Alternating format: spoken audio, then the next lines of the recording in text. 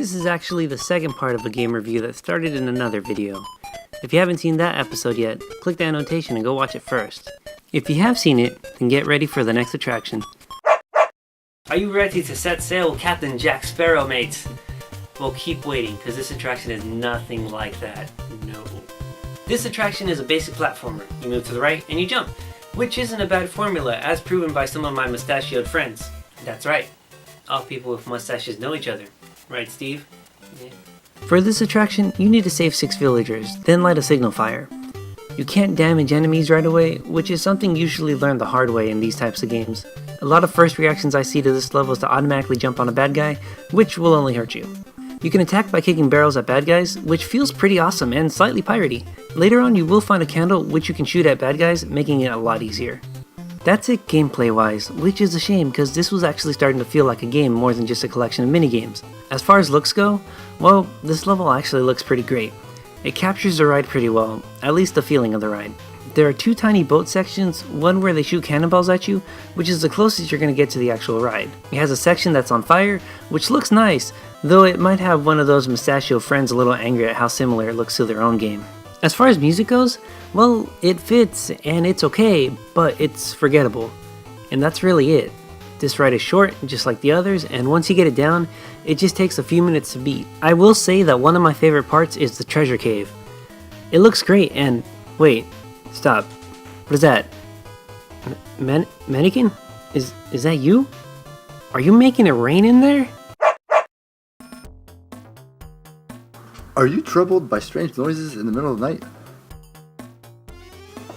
Do you experience feelings of dread in your basement or attic?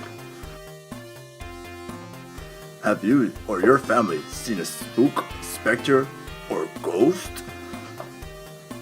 If the answer is yes, then don't wait another minute. Pick up the phone and call the professionals. What the hell are you doing? Nothing. Make sure you have a second pair of undies because we're headed for the Haunted Mansion. Mickey greets us to tell us that there are 999 ghosts in the mansion and you're the prime candidate for number 1000. I guess the mansion got 999 ghosts, but a Mickey ain't one. Oh, high five, Manni-kin. How come you don't give me high fives when people are watching? He has no arms, stupid. This stage is pretty much exactly the same as Pirates of the Caribbean when it comes to gameplay. The big difference is that this one gives you candles from the get-go. And don't just start chucking them. Unlike in Pirates, you actually have a limited quantity of candles. You can replenish them by picking up spares throughout the level. The stage looks great. The scenery has a spooky look to it. It's all captured pretty well. I especially like the dancing couples on the second floor. The music is fitting, having a slightly creepy vibe. This stage is pretty tricky though. As opposed to Pirates, I feel like this one has a bigger focus on platforming.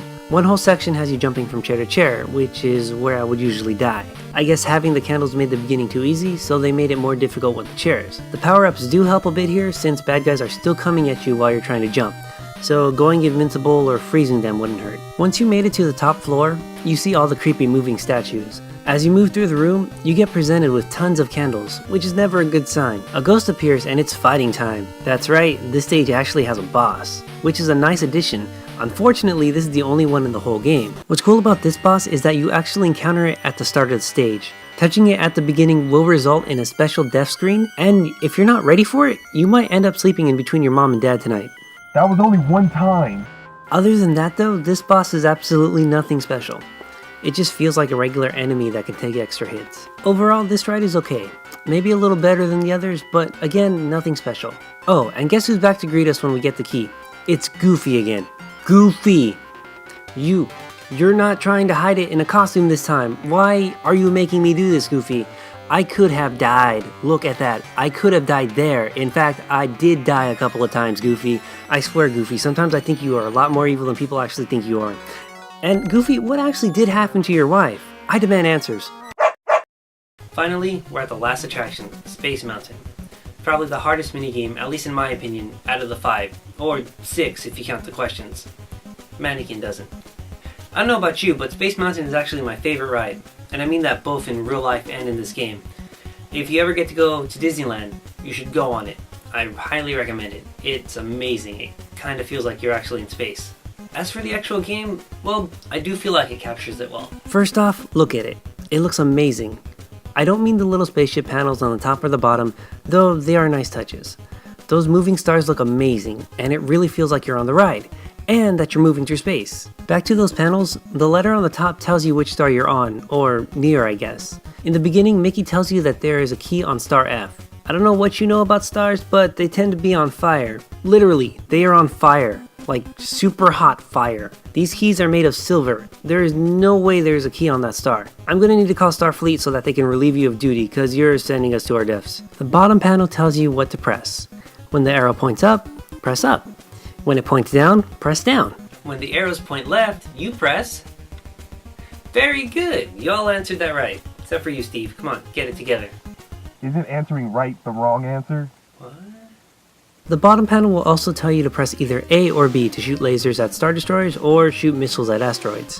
What they don't do is let you fly around meteors, as Mickey claims they do in the beginning. I am really doubting your abilities to get us to that last key, Mickey. Just like the other rides, you get 3 hearts, meaning if you mess up 3 times, you lose. Now this all sounds simple, but as you progress in the stage, you need to react a lot faster. And don't think you're so clever that you can just buy more hearts with stars.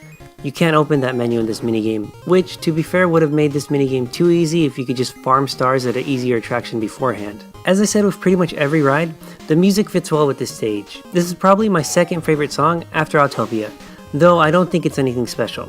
And although this is my favorite attraction in the game, it kinda just boils down to Simon Says. Sure, it's an amazing looking version of Simon Says, but you're just pressing the on-screen commands in the end. If your reflexes are amazing, then this might not even be a challenge for you. You are rewarded with Mickey Mouse in a space outfit though, so you know, that's a thing. Warning, there are spoilers for the game's ending ahead. I mean, sure, there's not much of a story going on in this game, but maybe you want to beat it and actually try to find out about it yourself. Skip ahead to whatever time it says on the screen. Anyways, Manni-kin, put up that spoiler warning. You get it? Because it's a spoiler for, like, cars? Yeah. You head over to the castle in the center of the world map and you're greeted with a cutscene. The gate opens and Mickey is there ready to rock the marching band.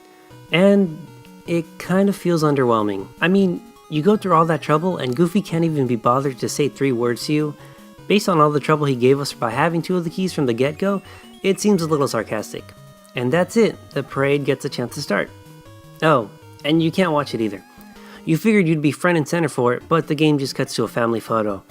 I don't know, but I feel like Goofy is really faking it in this picture. Now before I recap and give you my final verdict, I have to explain something real quick.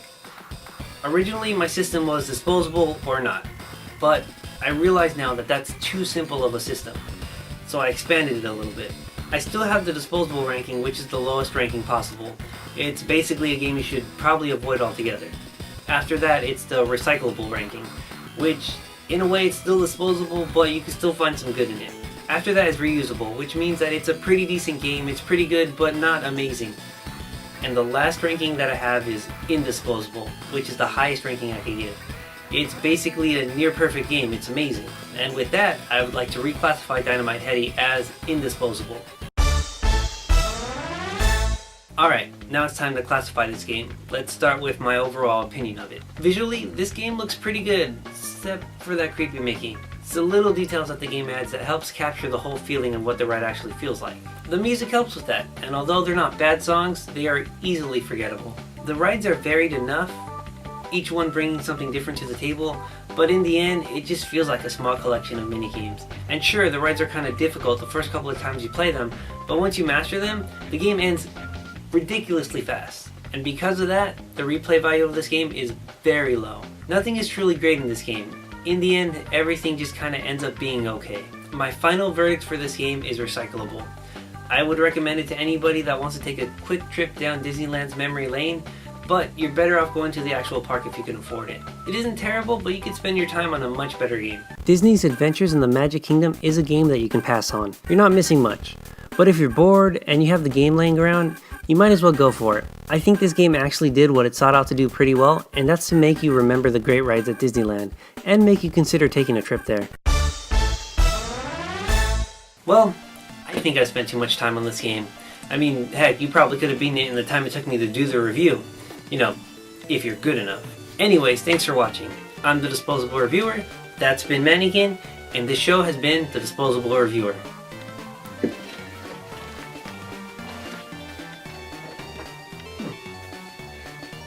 Seems like we're locked inside the room. You're right, Manni-kin, we do need all 20 keys to open the treasure chest that has the 50 keys to open the gate that has the 79 keys to open the closet which has the key we need to open the door. I wouldn't have it any other way. Intern, you heard the Manni-kin. Start gathering up the keys. I lost the 20 keys when we went to Disneyland. We might be locked in here for a while then. Manni-kin, just putting this out there, but have you ever tried human? I have. I spent way too much time on this game. I hope you enjoyed it at least. The next game won't be so long, so hopefully it'll be out a lot sooner than the last two did. But thank you for sticking with me. If you're new to the show, there's a link to the first episode up on the left. And there's also a link to my new gameplay channel called Disposable Gameplay. It's basically a Let's Play channel with me and other members of the Disposable crew. I will admit it's not very professional, and it starts off kinda slow, but it does get funnier as the series goes on. It's more of a side project for me and an excuse to hang out and play video games with my friends. The Disposable Reviewer is where I'll put most of my effort and creativity. That channel just has a trailer video up right now, but videos will be posted later. And the first series posted up will be me and Fern playing Disney's Adventure, which is this game. You wanna know her first impressions on it? Go find out by watching. Special thanks to the intern and Firebird for helping me spread around the last couple of videos, and for helping me out with filming and voicing in this one. And thanks to Fern for editing my scripts and letting me know if something is too stupid. Yes, there are even stupider things that I wanted to do. And most of all, thanks to contributions from viewers like you. You contribute views. Those mean a lot. Thanks for that.